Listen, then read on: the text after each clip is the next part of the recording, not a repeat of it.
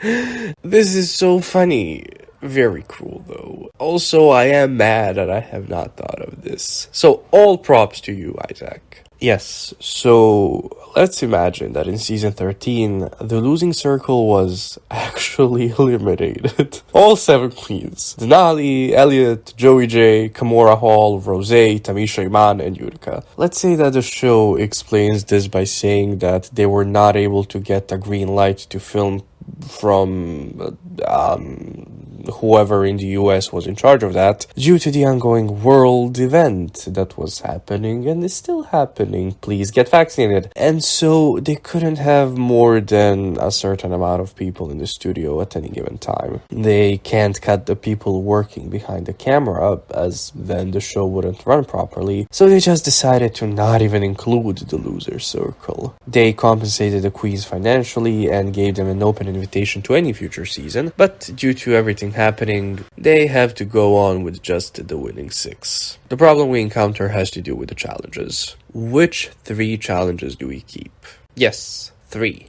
Because if we have a top 4, we would have a season with only 2 challenges. So, due to the circumstances, let's say that they revert back to the top 3 format. However, not the seasons 1 through 3 format, but the seasons 4 to 8 top 3 format. I will mention later why the former would kind of render this video pointless. Now let's look at the challenges we saw in the season. 2 inconsequential verse writing / singing musical challenges. An acting challenge, a ball, a dancing challenge, an improv challenge, a musical challenge, Snatch game, the makeover challenge, a roast, an acting challenge, and lastly, another inconsequential verse writing / singing musical challenge. Out of these, we have to pick one challenge that's based on looks and such, or like a design challenge, one comedy challenge, and one overall knowing yourself and your drag challenge, and also one inconsequential performing challenge, obviously. Well, actually 2, but you'll see. So other than the 2 inconsequential challenges, as I've already mentioned, I picked the ball first because it will showcase the queen's looks and if they can design and sew, then the Snatch game because it tests their improv skills, their acting, and in general their comedic timing, and lastly the makeover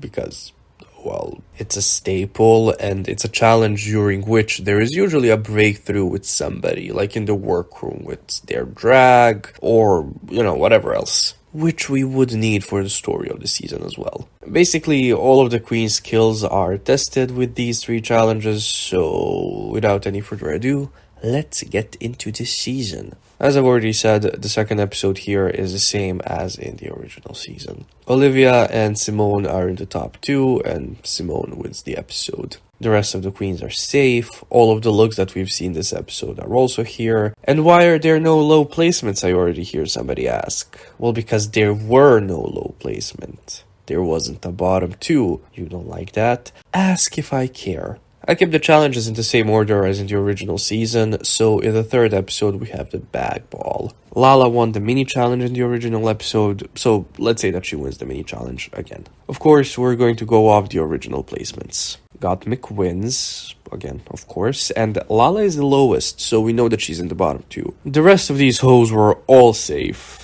And, by the way, let me remind you that also for Snatch Game, the 3 safe queens there were all from the winner's circle. I cannot stand them. They made this overly complicated with their safeness.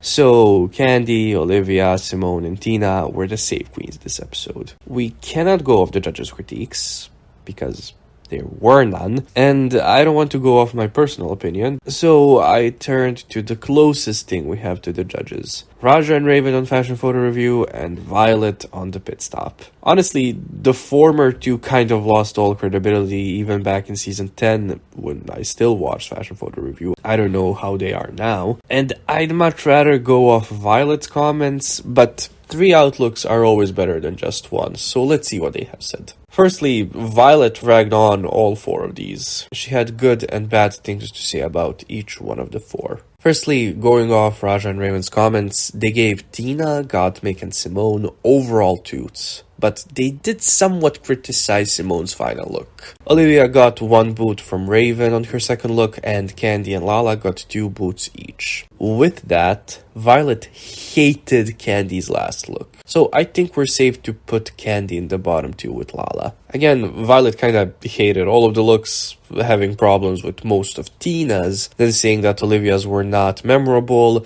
being disappointed in Simone for quote-unquote not being better. So, because overall, Tina got the least negative critiques from these 3, I put her as high, Simone as safe, and Liv as low. Trust me, if it were up to me, Tina and Liv would have been swapped here. But again, the criteria I'm going with and how I interpreted them gives us these results. I mean, Raja and Raven did like Olivia's last look a lot, but still, she got 1 boot and well, at the end of the day, it doesn't matter. Because you guys yelled at me for allegedly not considering the lip-sync songs for the episodes in these What If videos. By the way, I do consider them, I just don't mention them when it's not important. I'll bore you to death now with the said lip-sync songs. So for this episode, the lip-sync song was Fancy by Iggy Azalea and Charlie, Please Stop Making Sounds That You Call Music. We saw how Lala would do in this lip sync, obviously, but how would Candy do? We know that Candy can bring that attitude to her lip syncs, not to mention that she can also bring comedy to her lip syncs, so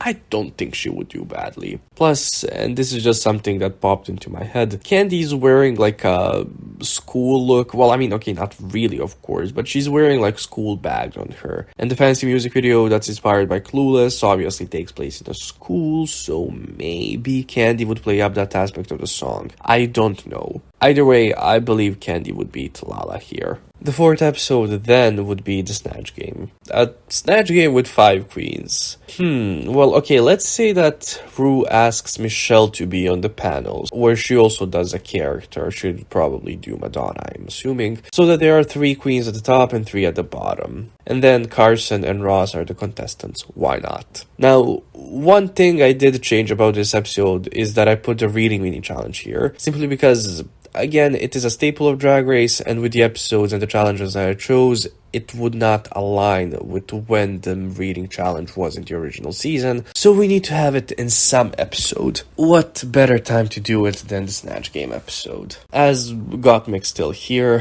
he gets the win. Gottmik also wins the Maxi Challenge. I mean, her Paris Hilton was borderline genius. The rest of the queens were safe, except for Olivia, who was low, so now she's one of the bottom 2 queens. Out of Candy, Simone, and Tina, Simone got special praise from the judges on her runway look and the importance that it had.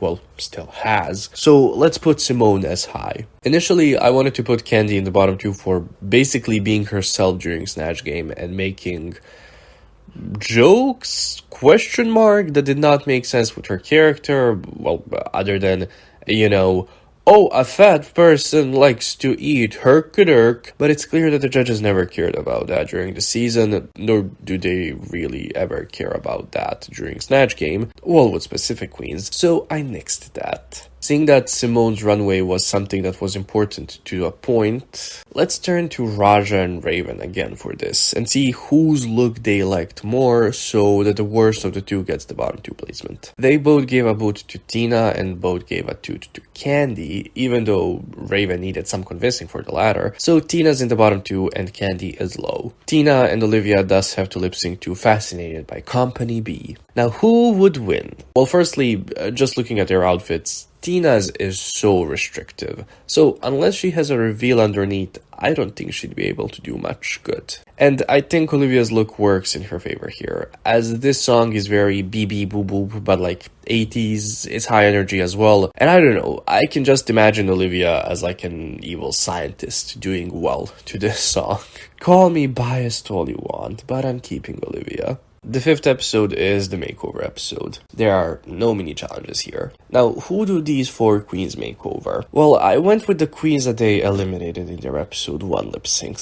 So, Gottmik does Utica, Candy does Drag Race's first ever gay contestant, by the way, Joey J, congratulations. Olivia does Rosé, and Simone does Tamisha. Well, I mean, they don't do them, they make them over, although I do imagine Candy would like to do Joey J. Whatever. This time, I'm not going over the original placements per se, but rather the judges' critiques to the specific queens. Based on those, the winner is still Simone, and Gottmik is still high. Candy and Olivia so are in the bottom two. Now, y'all may scream favoritism to what I'm about to say, but Olivia was able to beat Denali, like the best performer of the season, in the bottom two lip sync originally. I don't really think Candy would be much of a challenge to her. Plus, Olivia overall did better, but only slightly, than Candy in the competition. And without any wins under their belts, neither can win the season. So it doesn't matter, but for me, Olivia stays here. The 6th episode is the Get Lucky episode, so not important, but the 7th episode is the finale. Maybe there's a week between the 2 episodes for that one COVID special, that they had, but why not? But the finale is one where they do a reunion first. Classic seasons 1, 2, 3 reunion. And then the last 5 minutes are reserved for the top 3's looks and the crowning. Why did I format it like this? Well, if the entire finale was season 1 through 3 based, then Olivia is not in the final lip sync, and even though Gottmik does have the best track record, I don't think the production could in any way, shape or form hide the fact that Simone could outperform her. Well, not could, but would outperform her in that last lip sync. I mean,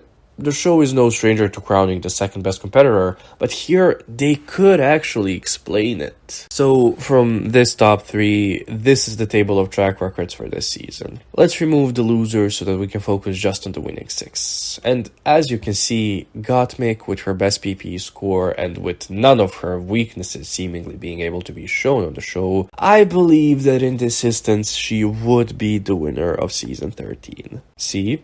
I told you I could find a scenario where Simone does not win. But as you can see, this one is an extreme, which again just tells you how good of a winner Simone is. So yes, this is the last what if video for season 13, for a while at least. I could do what if just Elliot had been eliminated? Or what if the season had been done into halves? First with the winners and then with the losers? Or what if the losers voted in one queen to the winner circle? But what's the point? Maybe some other channels will steal these 3 ideas and do them, but there's no point in me doing them. And that's it. That's the video. So thank you for watching.